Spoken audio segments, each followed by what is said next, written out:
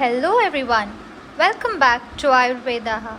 In today's video, let us see paper presentation of Samhita Adhyayana 1.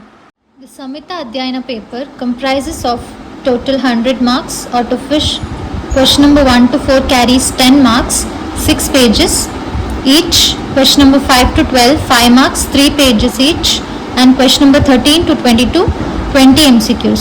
In Charaka Samhita, we have Sapta Chatushkas, namely the first 4 chapters come under Beshaja Chatushka, the next 4 come under Swasthya, Nirdesha Chatushka, Kalpana Chatushka, Roga Chatushka, Yojana Chatushka, and Annapana Chatushka, and the last 2 chapters come under Sangrahadvaya Adhyaya. So in first year NCISM syllabus, we have only these 3 Chatushkas, which comprises of 12 chapters.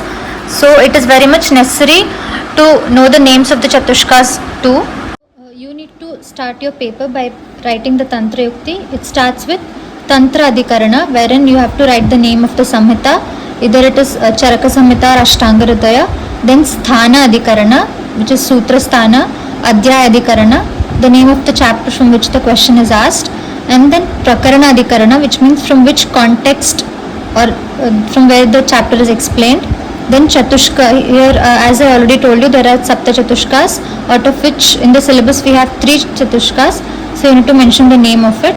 After writing the Tantra Yukti, you need to write the introduction briefly about the given chapter or the concept, and then when you start writing the shloka, make sure you start it in a neat way and end it with the reference. If the question asked is about any classification or different types, for example, when you need to explain types of Vata, make sure you represent it in the form of a flowchart.